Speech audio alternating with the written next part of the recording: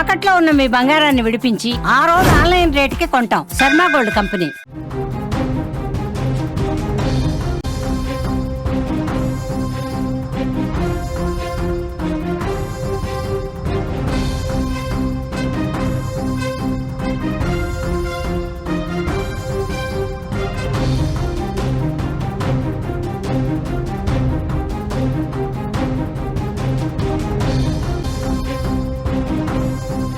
స్వాతి మృతదేహానికి అంత్యక్రియలు పూర్తి. భర్త కుటుంబీకులు లేకుండా అంత్యక్రియలు జరిగాయి.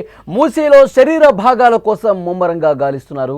వరద ప్రవాహం తగ్గితేనే శరీర భాగాలు దొరికే అవకాశం ఉంది. పోలీసుల కస్టడీకి హంతకుడు మహేందర్ రెడ్డి. చర్లపల్లి జైల్లో నేరం ఒప్పేసుకున్నాడు మహేందర్ రెడ్డికి ఉరిశిక్ష వేయాలంటూ డిమాండ్ చేస్తూ ఉన్నారు కుటుంబ సభ్యులు. రాష్ట్ర వ్యాప్తంగా సంచలనం సృష్టించిన స్వాతి హత్య కేసులో కొత్త మలుపులు చోటు చేసుకుంటున్నాయి. మూసీ నదిలో ముమ్మర గాలింపు చేస్తా ఉన్నారు పోలీసులు. వికారాబాద్ జిల్లాలోని కామారెడ్డిగూడలో ఆమె అంత్యక్రియలు పూర్తయ్యాయి. 3 రోజులుగా కొనసాగిన హై టెన్షన్కు తెరపడింది. నిందితుడు మహేందర్ రెడ్డిని పోలీసులు అరెస్ట్ చేశారు. ప్రస్తుతం దర్యాప్తు చేస్తా ఉన్నారు. ఈ నెల 23న తన 5 నెలల గర్భిణి అయిన భార్య స్వాతిని దారుణంగా హత్య చేసి చంపేశాడు మహేందర్ రెడ్డి. అంతేకాదు శవాన్ని ముక్కలుగా నరికి తల కాళ్ళు చేతులు మూసీ నదిలో పడేసి పోలీసుల విచారణలో ఈ మొత్తం తానే చేసినట్టుగా ఒప్పేసుకున్నాడు. శరీర భాగాల కోసం మేడిపల్లి పోలీసులు విస్తృతంగా గాలిస్తున్నారు. మూసీ నదిలో వరద ప్రవాహం ఎక్కువగా ఉండటంతో 2 రోజులుగా గాలింపు చర్యలు చేపట్టిన ఫలితం లేకుండా పోయింది. నదిలో వలలు గేలాలతో వెతుకుతున్నారు. కానీ ఇంతవరకు ఒక్క చిన్న శరీర భాగం కూడా కనిపించలేదు. కాలు కనిపించలేదు, చెయ్యి కనిపించలేదు, తల భాగం కూడా కనిపించని పరిస్థితి.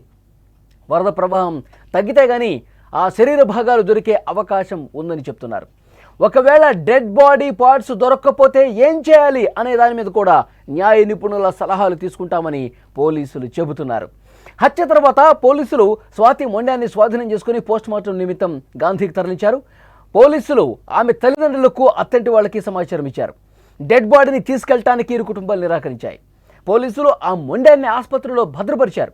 చివరికి పోలీసులు మళ్ళీ మాట్లాడి ఒప్పించగా స్వాతి తల్లిదండ్రులు మొండాన్ని తీసుకెళ్లారు. భార్యను ఇంత దారుణంగా హత్య చేసిన మహేందర్ రెడ్డిని మరింత లోతుగా విచారించడానికి తమ కస్టడీకి ఇవ్వాలని పోలీసులు కోర్టులో పిటిషన్ దాఖలు చేశారు. ప్రస్తుతం మహేందర్ రెడ్డి చర్లపల్లి జైల్లో రిమాండ్లో ఉన్నాడు. నిన్న ఉదయం జైలు సూపరింటెండెంట్ మహేందర్ రెడ్డిని పిలిచి నువ్వు ఏం నేరం చేశావు అని ప్రశ్నించాడు. మొదట మౌనంగా ఉండిపోయాడు. సమాధానం ఏం చెప్పలేదు. నాకే పాపం తెలియదు, నేను అమాయకుణ్ణి అన్నట్లుగా ఫేస్ పెట్టాడు. ఆ తర్వాత జైలర్ తనదైన స్టైల్లో గట్టిగా నిలదీసి అడగటంతో భార్యను నేనే చంపేశా అని అమాయకుడుగా అప్పటి వరకు నటించినటువంటి మహేందర్ రెడ్డి చేసిన నేరాన్ని ఒప్పుకున్నాడు.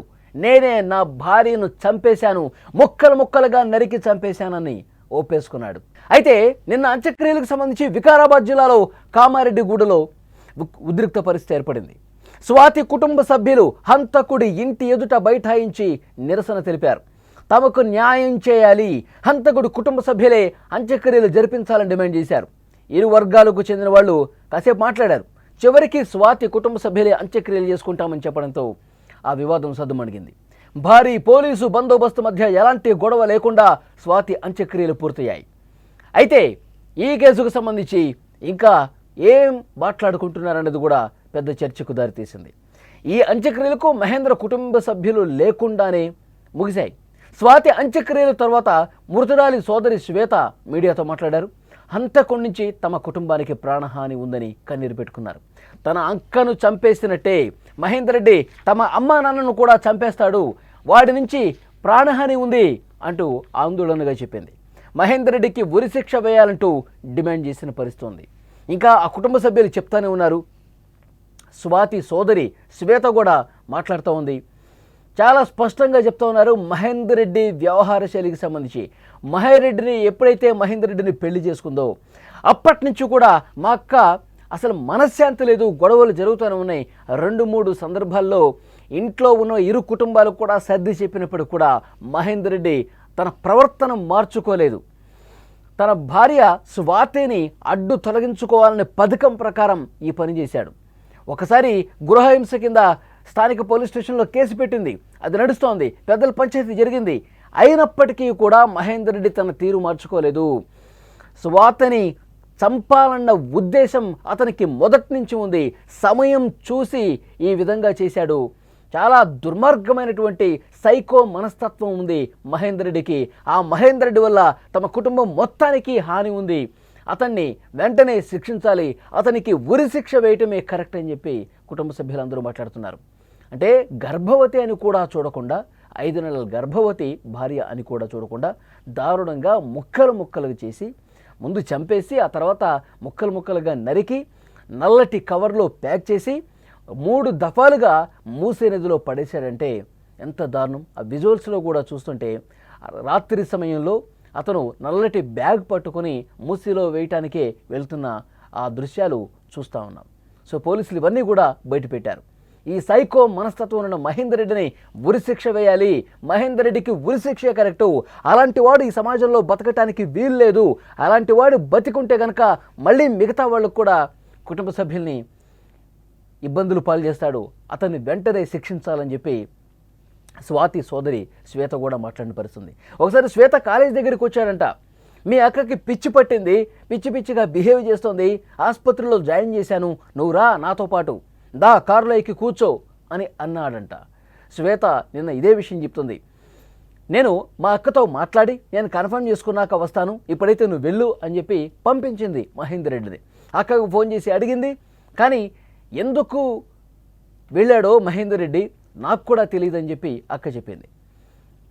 ఇంత దారుణంగా నేను ఆ రోజు కారు ఎక్కుంటే నన్ను కూడా ఏదో చేసేవాడు ఆ దుర్మార్గుడు అంటూ కన్నీళ్లు పెట్టుకుంటోంది స్వాతి సోదరి శ్వేత. ఇలాంటి దారుణమైనటువంటి వ్యవహారం ఒక సైకో మనస్తత్వంలాగా మహేందర్ రెడ్డి బిహేవ్ చేసినటువంటి పరిస్థితుంది. కాబట్టి వెంటనే అతడి మీద చర్యలు తీసుకోవాలి. అతనికి ఉరిశిక్షే కరెక్టు. సంవత్సరాలు జైల్లో పెట్టడం కాదు, దున్నపోతులాగా మేపటం కాదు. అతను ఏదో రోజు మళ్ళీ బయటకు వచ్చేస్తాడు, అట్లా చేయకూడదు. వాడిని జైల్లోనే పెట్టి ఉరిశిక్ష వేయాలి. వాడు చచ్చిపోయాడు అంటేనే అప్పుడు మా కుటుంబాలకు మనశ్శాంతి అంటూ శ్వేత కూడా మాట్లాడిన పరిస్థితుంది. సో డెఫినెట్గా ఇంకా ఇన్వెస్టిగేట్ జరుగుతోంది. నదిలో గాలింపు చేస్తూ ఉన్నారు. స్వాతి మృతదేహానికి సంబంధించిన శరీర భాగాలు ఏవైతే ఉన్నాయో వాటి కోసం గాలింపు చేస్తూ ఉన్నారు, వలలు పెడతా ఉన్నారు. వరద ఉధృతి ఉండటం వల్ల అవి దొరకటం లేదు. కొంత ఉధృతి తగ్గిన తర్వాత ఆ శరీర భాగాలు కోసం సెర్చ్ జరుగుతోంది. ఆ శరీర భాగాలు దొరికిన వెంటనే ఆ కుటుంబ సభ్యులకు అప్పగించే పరిస్థితి ఉంది. సో మొత్తానికైతే మహేందర్ రెడ్డి లాంటి ఒక నీచుడికి సంబంధించిన వ్యవహారం ఎప్పుడైతే వెలుగులోకి వచ్చిందో 2 తెలుగు రాష్ట్రాల్లో కూడా తీవ్ర సంచలనంగా ఈ కేసు మారింది. గర్భవతి అయిన భార్యని చంపేసి ఈ విధంగా ముక్కలు చేసేంత దుర్మార్గత్వం, ఆ విధంగా దారుణంగా ముక్కలు ముక్కలుగా కట్ చేసి నదిలో పడేసేంత ఒక పైశాచికత్వం, ఒక సైకోయిజం. మహేందర్ రెడ్డి మామూలు వ్యక్తి కాదు. అతడి మైండ్ సెట్ చాలా దారుణంగా ఉంది. అతను అసలు బయటకు రావద్దు జీవితాంతం అంటూ మాట్లాడుతున్నటువంటి పరిస్థితి ఉంది.